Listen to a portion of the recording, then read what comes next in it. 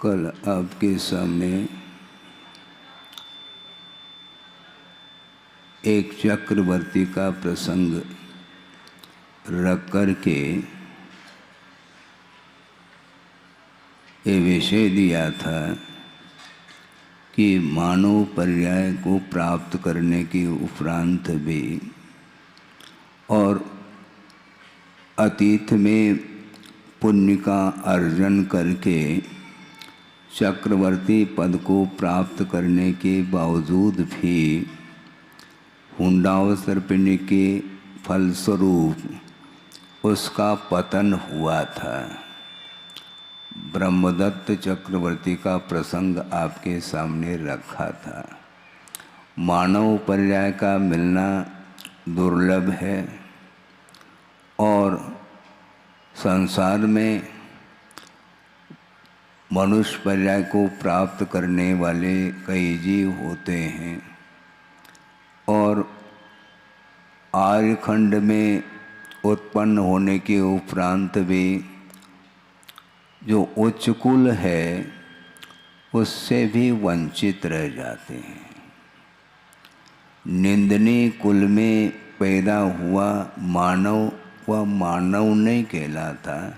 भले ही मनुष्यगति का उदय चल रहा है, मनुष्य आयु के साथ उसका जीवन व्यतीत हो रहा है, किंतु मानवता से वह कोसों दूर माना जाता है, जो कि धर्म के मर्म को समझने की क्षमता नहीं रखता।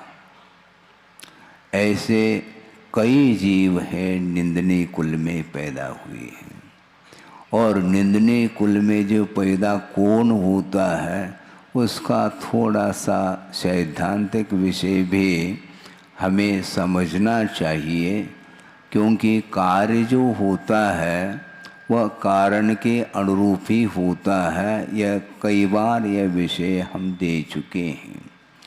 मान लो आप चना बोएंगे तो गेहूँ तो नहीं उगेगा ना, उग सकता है? नहीं उगेगा। क्यों नहीं उगता? चना बोया है, जो बोया है वही उगेगा। इसी को बोलते हैं कारण सदृशम कार्यम। कारण के अनुरूप कार्य होता है, ऐसा कहा गया है। तो निंदनीय कुल में जो पैदा हुआ है उसका कारण क्या है, उसका इतिहास आपके सामने रखना चाहते हैं हम। क्योंकि निंदनीय कुल में हर व्यक्ति पैदा नहीं होता। जो निंदनीय कार्य करता है उसी को वह कुल प्राप्त हो जाता है, क्योंकि नीच गोत्र का बंध किए बिना वह निंदनीय कुल को प्राप्त नहीं हो सकता। यह अकाट्य कर्म सिद्धांत का यह नियम है। तो नीच गोत्र का बंध कौन कर सकता है? आप ध्यान दें, यह प्रवचन नहीं है, यह सिद्धांत का विषय दिया जा रहा है, क्योंकि सिद्धांत का ज्ञान करना भी अत्यंत आवश्यक हो रहा है। बीच बीच में प्रसंग के अनुरूप कोई दृष्टांत आदि के माध्यम से सिद्धांत को सरल बनाया जा सकता है, किंतु नीच गोत्र का जो बंध करता है उसका स्वामी कौन है, इसकी चर्चा आगम में मिलती है। आप तत्पाद सूत्र का पाठ करते होंगे। तत्पाद सूत्र के अर्थ की ओर भी आपका ध्यान हो सकता है इसलिए कह रहा हूँ क्योंकि सिद्धांत ग्रंथों का स्वाध्याय आजकल नहीं हो पाता। कोई बाधा नहीं, प्रमाण योग के माध्यम से भी महापुरुषों के जीवन वृत्त को पढ़ करके अपने जीवन को भी उन्नति की ओर ले जाया जा सकता है। तो वहाँ पर भी प्रसंग के अनुरूप बीच बीच में श्रद्धान या अपने सिद्धांत का भी विषय सुनने को मिलता है। तो मैं ये कहना चाहता हूँ, निंदनीय कुल में जो पैदा होता है वह नीच गोत्र का बंध जिसने किया है पूर्व में उसी को वह कुल प्राप्त होता है। और नीच गोत्र का बंध कौन कर सकता है, यह मार्मिक विषय है। सम्यक दृष्टि कभी भी नीच गोत्र का बंध नहीं कर सकता, आप लिख के रखिएगा। सम्यक दृष्टि कभी भी नीच गोत्र का बंध नहीं कर सकता। सम्यक अपने नीच गोत्र का बंध का स्वामी केवल दो ही गुणस्थान हैं। जो सम्यक दर्शन से नीचे आया है और मिथ्यात्व रूपी धरती में अभी वहाँ पर पहुँचा नहीं धरती पर, किंतु बीच का जो गुणस्थान है द्वितीय गुणस्थान, द्वितीय गुणस्थान तक ही नीच गोत्र का बंध होता है। प्रथम अर्थात मिथ्यात्व गुणस्थान और द्वितीय गुणस्थान, ये दो ही गुणस्थान हैं जिसमें नीच गोत्र के बंध के परिणाम होते हैं। सम्यक दर्शन जिसके पास है वह कभी भी नीच गोत्र का बंध नहीं कर सकता। एक तो बंध के स्वामी की अपेक्षा से विषय रखा, किंतु नीच गोत्र के परिणाम क्यों होते हैं उसके लिए कारण क्या है। नीच गोत्र का बंध अपने आप नहीं होता, परिणाम के बिना बंध नहीं हो सकता। तो उसके लिए बहुत एक मार्मिक सूत्र दिया है आचार्य उमा स्वामी महाराज ने, उसको आप ध्यान से सुनिएगा। हाँ, और अपने परिणामों के साथ हमें तुलना करना है। मैं भी उसमें शामिल हूँ, क्योंकि मुझे भी स्वाध्याय करना है, केवल आपको नहीं करना, बल्कि आपके निमित्त को लेकर के मैं स्वाध्याय करने के लिए बैठा हूँ, ये ध्यान रखें। गुरुदेव ने कई बार कहा स्वयं को धर्म ध्यान करना होता है और दूसरे के निमित्त को लेकर के यदि धर्म ध्यान होता है तो और सॉलिड धर्म ध्यान हो सकता है। हाँ, आपके निमित्त से मैं धर्म ध्यान करने के लिए बैठा हूँ, भले नीचे ऊपर बैठना है, अलग व्यवस्था है, ये व्यवस्था अलग है, किंतु धर्म ध्यान की ओर दृष्टि होनी चाहिए। तो आगम में ये सूत्र मिल रहा है कि नीच गोत्र का बंध कौन करता है। परात्म निंदा प्रशंसे सरसद गुणोच्छादनोद भावने च नीचैर गोत्रस्य, ये सूत्र दिया है। प्राय करके बुंदेलखंड की ये परंपरा है कि 10 लक्षण पर्वों में तत्पाद सूत्र का पाठ होता है और उन दिनों में सूत्र वो सामने आते हैं। अभी 10 लक्षण पर्व नहीं चल रहा है, कहाँ 10 लक्षण पर्व आएगा ये हमारा विषय नहीं है। अभी तो ये सूत्र क्या कहता है इस ओर ध्यान देना है। परात्म निंदा प्रशंसे, दूसरे की निंदा करना और अपनी आत्म प्रशंसा का जो भाव रखता है वह नीच गोत्र का बंध का स्वामी होता है, ऐसा कहा है। ध्यान दें, बहुत कठिन होता है।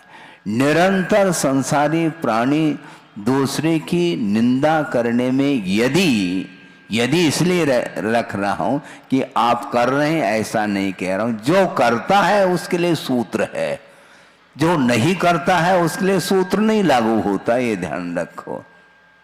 और दूसरी बात यह है कि महाराज आपने ये विषय जो दिया है शायद संभव है हमारे लिए कहना चाहते हैं, तो आप बैठे क्यों हो सभा में है?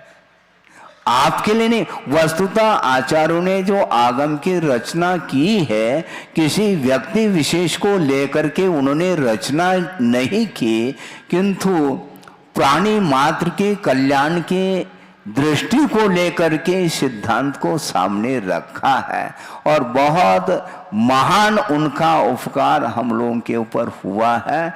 इसलिए ये नहीं समझना चाहिए कि महाराज का फोकस मेरी ओर है, हम किसी की ओर नहीं। मैं ये कहना चाहता हूँ मैं अपनी ओर फोकस बना रहा हूँ, ये ध्यान रखो।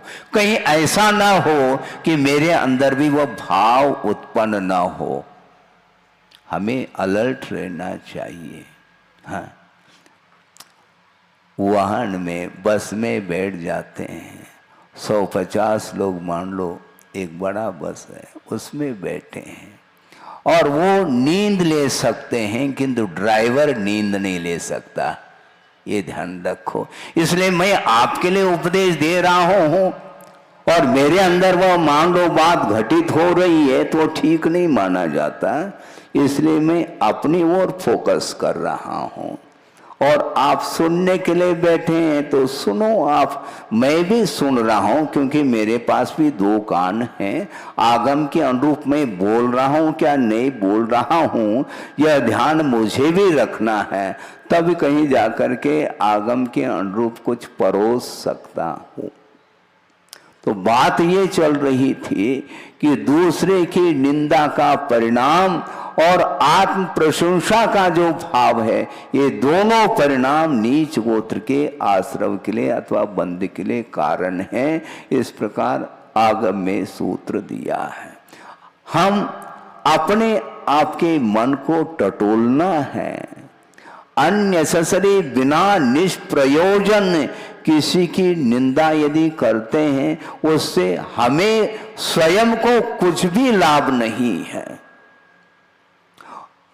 दूसरे की हानि हो सकती है, दूसरे की हानि हो अथवा न हो, क्योंकि किसी ने किसी की निंदा की है, किंतु जिसने निंदा के वचनों को सुन लिया फिर भी उससे कोई प्रयोजन नहीं उसको, और वह अपने आत्म साधना में लीन हो जाता है, तो उसकी निंदा करने से हमारी हानि है, उसकी कोई भी हानि नहीं हो सकती। तो दूसरे की निंदा नहीं करना। महाराज हम किसकी निंदा करें, वो भी लिखा है, निंदामी गराहामी अपानम कहा, अपनी आत्मा की आलोचना निंदा करो, क्योंकि अतीत अनंत काल में हमने जो पाप का अर्जन किया है अज्ञान दशा में, उसको धोना चाहते हैं भगवान, इसलिए मैं निंदा में गराहामी अपानम ऐसा कहते हैं। इसलिए हमें अपनी प्रशंसा नहीं करना, न दूसरे की निंदा करना, अपनी निंदा करना, और जो गुणी है उसकी मुक्त कंठ से प्रशंसा करना चाहिए, और हम करने के लिए बैठे हैं, ध्यान रखो। क्योंकि जो गुणी होता है उसके प्रति प्रमोद भाव यदि व्यक्त नहीं होगा तो निश्चित रूप से वह ईर्ष्या का कारण बनेगा, पक्की बात है। ज्ञान के क्षेत्र में कोई आगे बढ़ सकता है, साधना के क्षेत्र में कोई आगे बढ़ सकता है, कोई दान के क्षेत्र में आगे बढ़ रहा है, तो उनके लिए दोनों हाथों से हम आशीर्वाद देंगे और उस दान का समर्थन करेंगे। मैं भी दाता हूं, ये ध्यान रखो। हाँ, आप तो हो, किंतु महाराज आप कैसे दाता हैं, आप भी पुण्यार्चक बन रहे हैं क्या? मैं प्रति समय पुण्यार्चक बन सकता हूं, बन रहा हूं, क्योंकि दान की अनुमोदना करने वाला जो होता है वह दाता नहीं है क्या? आपके दृष्टि में क्या है, हमें बता दो। आपने तो दान किया है, आपने दान की भावना भी की और उस दान को दे भी दिया, समर्पण भाव के साथ दिया है, आस्था के साथ दिया है, और जो पवित्र जनालय जो बनने जा रहा है उसमें योगदान आपका हो रहा है। उस दृश्य को देख करके मेरा मन प्रफुल्लित है और इसके माध्यम से मैं ये पुण्य का जो अर्जन करूंगा या कर रहा हूं वह अपने आप में अलग क्वालिटी का पुण्य है, ये ध्यान रखो। क्योंकि आचार्यों ने कहा कृत कारित अनुमोदन मन वचन और काय, इसके माध्यम से पुण्य का अर्जन करने का अवसर प्राप्त होता है। और आज आपके सामने एक पुण्यार्जक बैठा है जिन्होंने कल क्या किया, बिना किसी प्रेशर के, हाँ ये ध्यान रखो, क्योंकि हम प्रेशर नहीं देते हैं किसी को, हाँ, लेकिन थोड़ा बहुत मोटिवेट करने की आवश्यकता पड़ती है ताकि उसके माध्यम से उत्साह और जागृत होता है। पुण्य का क्या स्वरूप है उसको सामने रखने से अपने आप ही भाव उमड़ते रहते हैं और वह आगे बढ़ता चला जाता है। आप सफ़र कर रहे हैं मान लो, और पैदल सफ़र कर रहे हैं ऐसा मान के चलता हूँ, और आपके उस सफ़र में पीछे से जो हवा चलती है तो आपके लिए आगे बढ़ाने में वह कारण सिद्ध हो जाती है, वह हवा।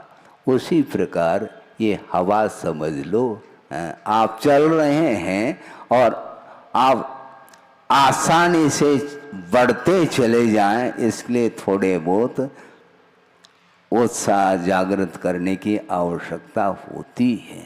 आप सोचो, कहने के लिए आप गृहस्थ हैं और आपके साथ परिवार लगा हुआ है, आपके साथ और भी अड़ोस पड़ोस के जो व्यक्ति हैं जो परस्पर में एक निकट संबंध को लिए हुए हैं, रिश्तेदारी बोलते हैं आप लोग, ये सब इसका सब निर्वाह करते हुए भी धर्म के प्रति जो आस्था निरंतर जागृत होती चली जा रही है, यही इसी को बोलते हैं ये वातावरण भले ही पंचमकालीन वातावरण है, किंतु इसके माध्यम से जो जीव का विकास हो रहा है वो अपने आप में अद्भुत है और दूसरे के लिए भी वह अनुकरणीय बन जाता है। तो मैं ये कह रहा था कि हमें किसी दूसरे की निंदा नहीं करना, किंतु जो गुणी है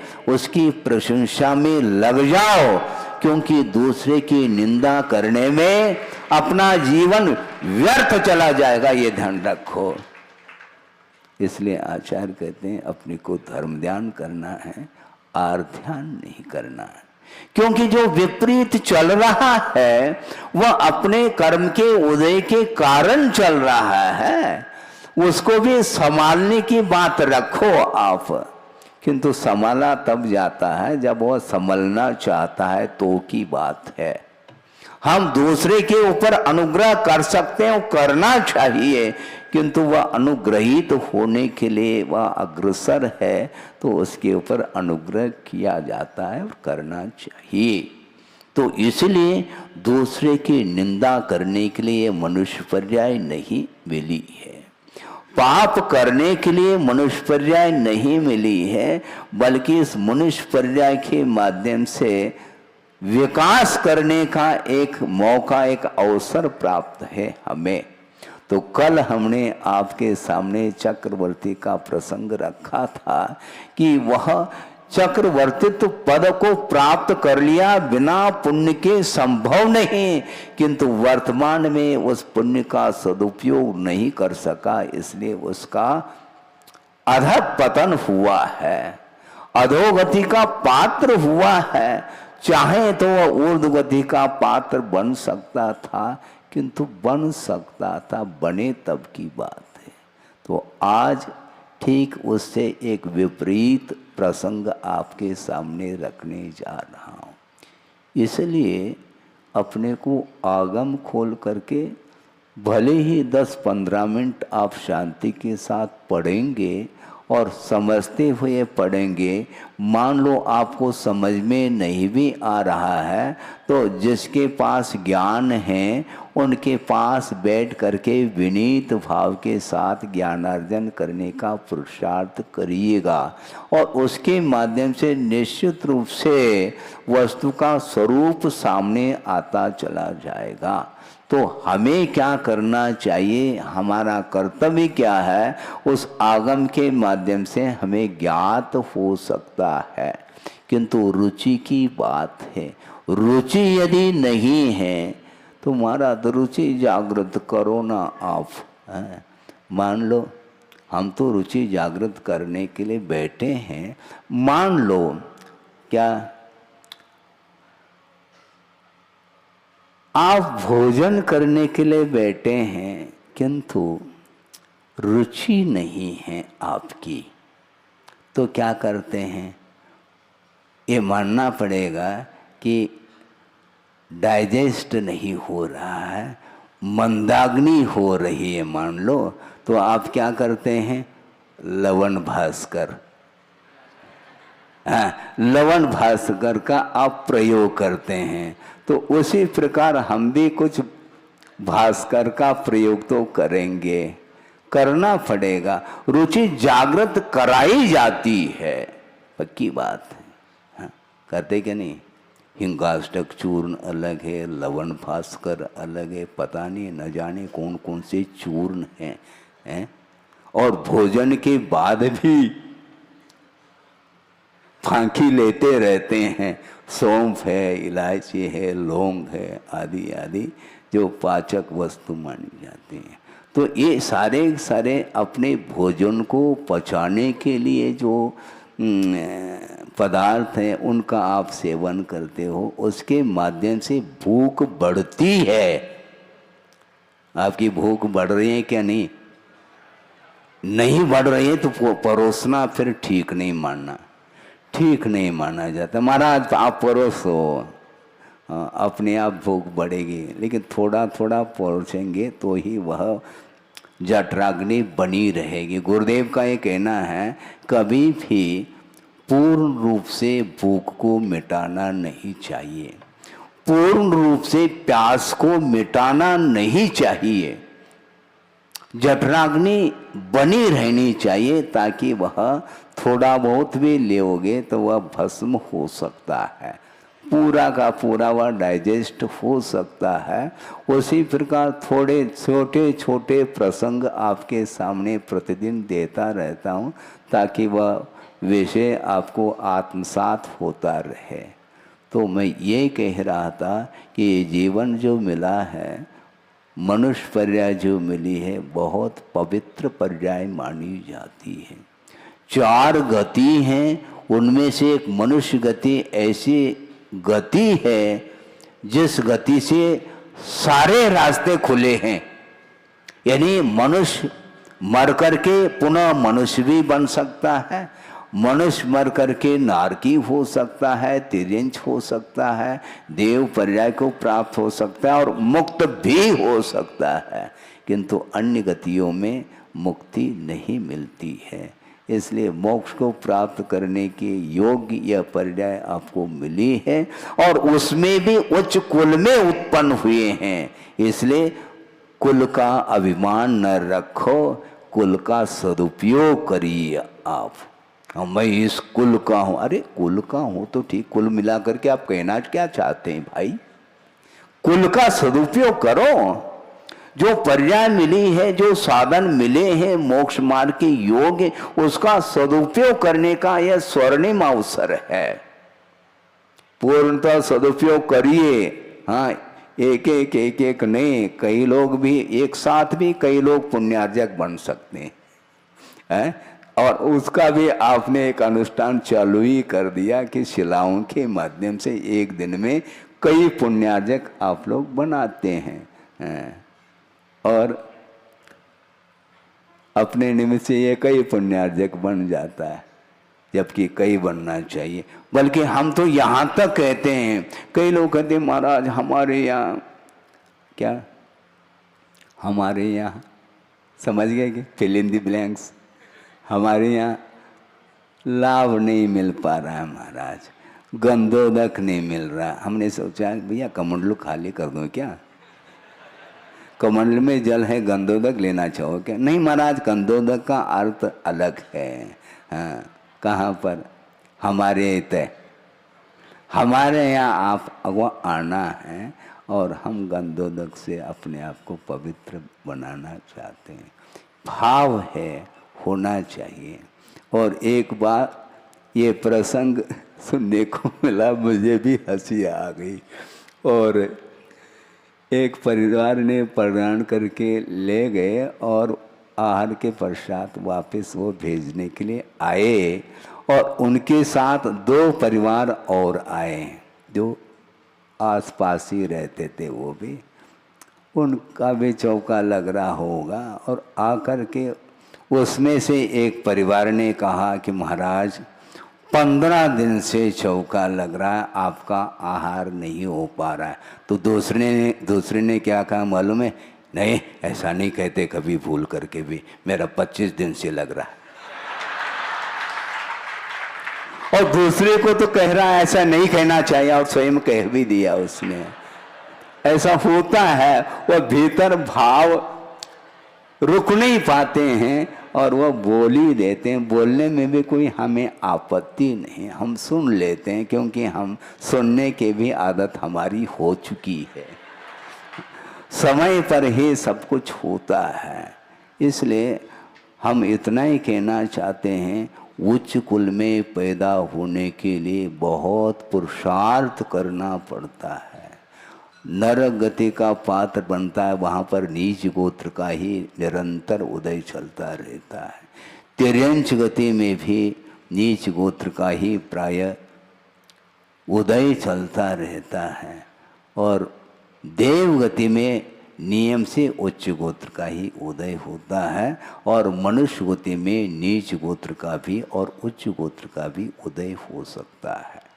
तो इसलिए ये अतीत का जो पुरुषार्थ आप लोगों ने किया है, वह पुरुषार्थ ही वर्तमान में काम आ रहा है। तो एक चक्रवर्ती बनकर के भी इतना पाप कर लिया उसने, अज्ञान के कारण वह नीचे चला गया, उसका पतन हो गया। और एक आज प्रसंग आपके सामने दे रहा हूँ, एक तिर्यंच होकर के भी जो पतित प्राणी माना जाता है, उसका उत्थान हो रहा है। कृत्वा पाप सहस्राणि, कृत्वा पाप सहस्राणि हत्वा जंतु शतानि च, कृत्वा पाप सहस्राणि हत्वा जंतु शतानि च, अमुम मंत्रम समाराध्य तिर्यंचोपि दिवंगताः। मंत्र, नमोकार मंत्र का स्मरण करके उसकी आराधना के फलस्वरूप तिर्यंच भी देव पर्याय को प्राप्त कर लेता है। अपने जीवन में हजारों पाप करके सैकड़ों जंतुओं का वध करने के उपरांत भी, क्योंकि जो क्रूर जाति के जो तिर्यंच होते हैं, जो जीवन के आदि से लेकर के अंत तक जिनका मांस भक्षण ही एकमात्र भोजन माना जाता है, उसके बावजूद भी उसका विकास होता है। किसके थ्रू होता है? मंत्रम अमुम मंत्रम समाराध्यो। इस नमोकार मंत्र की आराधना करके तिर्यंच भी देव गति को प्राप्त होता है। आप सुन रहे हैं क्या? नहीं, जब तिर्यंच भी देव गति को प्राप्त हो सकता है, हो रहा है, तो आप लोग तो मानव हो, आपको तो स्वर्ग क्या मोक्ष दिलाने वाला ये महामंत्र माना जाता है, ये ध्यान रखो। इसलिए हमें स्वर्ग को प्राप्त करने के उद्देश्य से नमोकार मंत्र की आराधना हमें नहीं करनी है, किंतु कर्म क्षय के उद्देश्य को लेकर के ही इस मंत्र की आराधना उपासना हमें कर लेनी चाहिए, और कोई भी उद्देश्य नहीं होना चाहिए।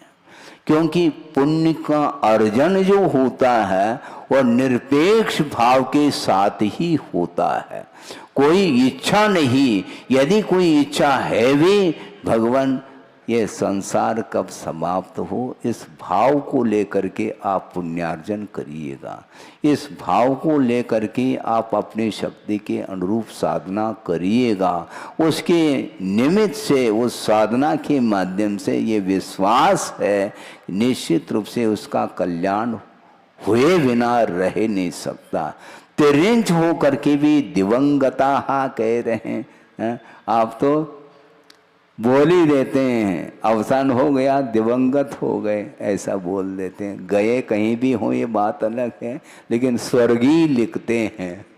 वो चलन में है, ये व्यवहार है, लिखना भी चाहिए, ठीक है, लेकिन वस्तुतः परिणाम के अनुरूप ही गति मिलती है। इस श्लोक को इसलिए रखा कि प्रसंग इसी को बना रहा हूं। अयोध्या नगरी में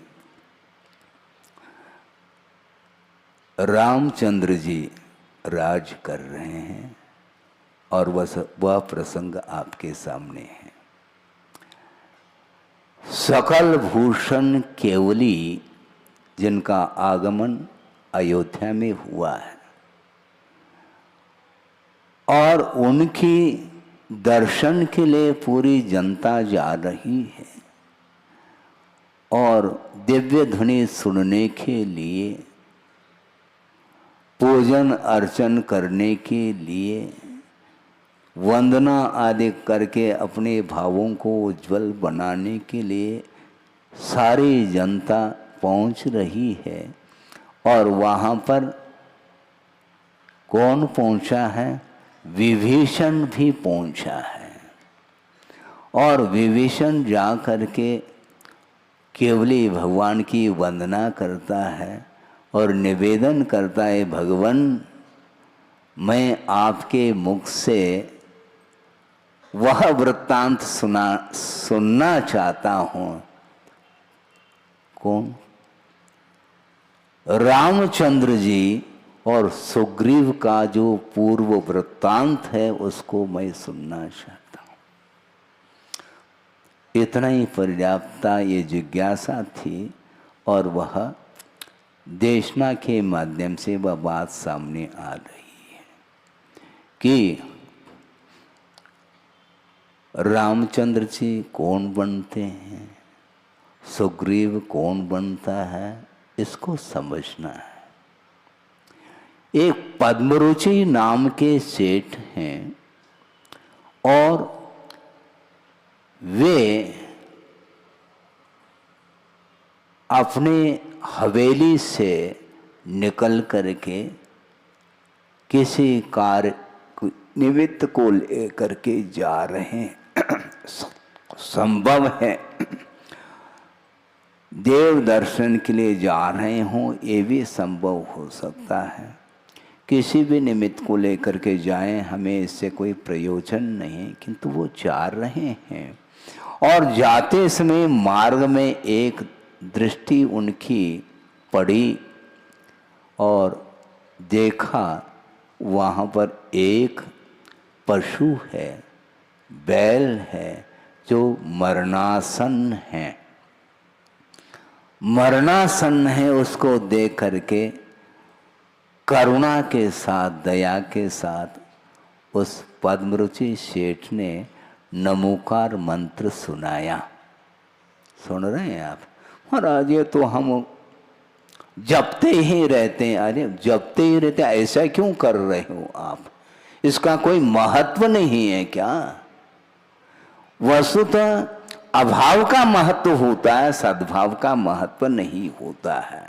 हम और आपके पास नमोकार मंत्र स्मरण करने के लिए वह नमोकार मंत्र मिल चुका है और बार बार वह स्मरण करते करते करते करते उसका महत्व समाप्त जैसा हो गया है। किंतु उसी नमोकार मंत्र के श्रवण से उस बैल का क्या विकास हुआ आपको समझ में आएगा। उस बैल ने जो मरणासन है उसको सुनाया गया है और उस नमोकार मंत्र के स्मरण से वह कहाँ पहुँच गया है? अभी स्वर्ग की बात मत करो। वो एक राजा के यहाँ राजपुत्र हुआ है। हाँ, वही जो पशु था अब राजा का पुत्र बना है। पुण्य का अर्जन देखो, एक पशु पर्याय में रह करके भी एक बार नमोकार मंत्र के श्रवण से और स्मरण से और श्रद्धा के साथ स्मरण किया होगा, उसका प्रतिफल ये निकला कि वह राजा का पुत्र हुआ है। और वह राजा का पुत्र जब बड़ा हो जाता है तो वही राजा बनता है।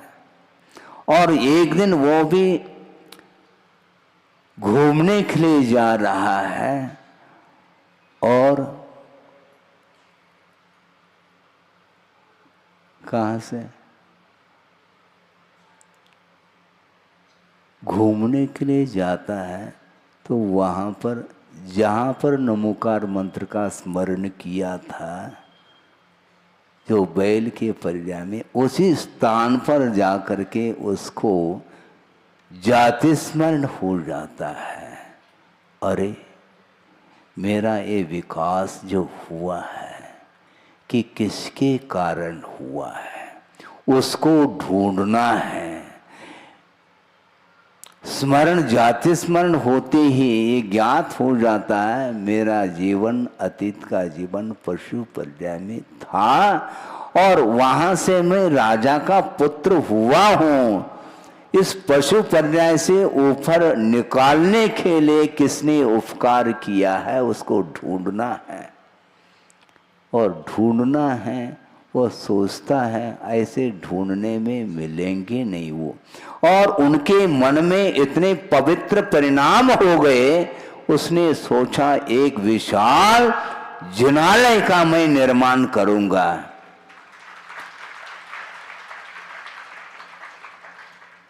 किस निमित्त को लेकर के? एक जिनालय का विशाल निर्माण करके वह अतीत की पर्याय को ढूंढना चाह रहा है, मेरा कौन उपकारी होगा, उसको ढूंढना है। और विशाल जिनालय का निर्माण करके उस जिनालय में उसने क्या किया, एक चित्र बनवाया। क्या? नमोकार मंत्र सुनता हुआ बैल है। क्योंकि जाति स्मरण में हिस्ट्री, अतीत का इतिहास सामने आ गया तो उसने सोचा बैल का चित्र बनाना चाहिए और नमोकार मंत्र सुनाते हुए। और उसने सोचा ये तो बना लिया, अब कोई भी व्यक्ति इस जिनालय में आकर के मान लो उस दृश्य को देख करके आश्चर्य प्रकट करता है, उसको हमारे पास भेजना। इस प्रकार उसने अपने कर्मचारी को संकेत दे रखा था उस राजा ने। और वही व्यक्ति कौन? पद्मरुचि उस जिनालय में प्रवेश करते हैं, जिनेंद्र भगवान की वंदना करते हैं और उनकी दृष्टि उस दीवार की ओर जाती है। अरे ये कौन सा दृश्य है? 25 वर्ष पुराना यह प्रसंग ये यहाँ पर देखने को मिल रहा है। ये वही दृश्य है जो मैंने 25 वर्ष पूर्व एक बैल के कान में हमने नमोकार मंत्र सुनाया था। वह दृश्य यहाँ पर कैसे मिल रहा है? आश्चर्य प्रकट उसने किया और वह कर्मचारी जा करके बोल रहा है राजा को, राजन एक व्यक्ति अभी अभी जिनालय में आया था और वह आश्चर्य से चकित हो गए। ऐसा करो, उनको ले आओ मेरे पास। और उनको ले जाया गया। कौन को? पद्मरुचि को। और राजा के सामने वह खड़ा हो जाता है। राजा ने कहा तुमने आश्चर्य क्यों प्रकट किया? राजन और कोई बात नहीं थी, 25 साल पुराना वह दृश्य मुझे देखने को मिला कि मैंने एक बैल को नमोकार मंत्र सुनाया था। बहुत अच्छी बात है, बहुत बड़ा उपकार तुमने मेरे ऊपर किया है, क्योंकि मैं ही पूर्व में उस पशु पर्याय में था और करुणा और दया के साथ आपने नमोकार मंत्र सुनाया था। उस नमोकार मंत्र की महिमा के कारण मुझे यह पर्याय मिली है, मनुष्य पर्याय मिली है। और वह पुण्य के उदय से मैं राजा का पुत्र हुआ हूँ और मैं बड़ा हो गया तो मैं राजा बन गया हूँ, किंतु इस राज्य गद्दी पर मुझे अब बैठना पसंद नहीं, मुझे रुच नहीं रहा है। जल्दी से जल्दी इस राज गद्दी को आप संभालो और मैं जा रहा हूँ। वैराग्य हो गया उसको, क्योंकि उत्थान का कारण तुम बने हो, वह पद्म रुचि सेठ ही बने हैं उस बैल के उत्थान के लिए, और वह राजा बना है। फिर बाद में वो उनको वैराग्य हो जाता है राजा को, और दीक्षित हो करके वो समाधि मरण पूर्वक मरण करके जो अगला जो उनको भव मिला है वह सुग्रीव बने हैं। अब सोचो विचार, हो सकता है बीच में एक देव पर्याय भी उनको प्राप्त हो गया हो, उसके बाद जा करके सुग्रीव बने हैं। आप सोचो विचार करो। और कालांतर में वे पद्मरुचि सेठ भी धर्म की आराधना करते करते करते वे दीक्षित होकर के साधना के फलस्वरूप उनकी आगे की पर्याय रामचंद्र जी बनते हैं। सोचो, ये वर्तमान योग क्या ये प्रसंग है, सुनने में अच्छा आ रहा है, ऊपर से तो नहीं जा रहा है। बीच में थोड़ा सिद्धांत का भी विषय हमने दिया है, इसलिए देना पड़ा कि वस्तुतः पतन जो होता है वह निकृष्ट परिणाम के द्वारा ही होता है। ये पशु पर्याय मिलती है, तिरिंज पर्याय मिलती है, मिलती क्यों है? वह पाप का परिणाम है। वो पाप में परिणाम का ही परिणाम है। परिणाम अर्थात भाव और परिणाम अर्थात रिजल्ट। परिणाम तो अच्छे करो नहीं और परिणाम अच्छा निकले, ये भाव रखना ठीक नहीं माना जाता। अच्छे परिणाम करिएगा। आगम के आधार से हम सोचते हैं तो हमारा पतन और हमारा उत्थान उसमें अपने ही परिणाम सिद्ध होते हैं।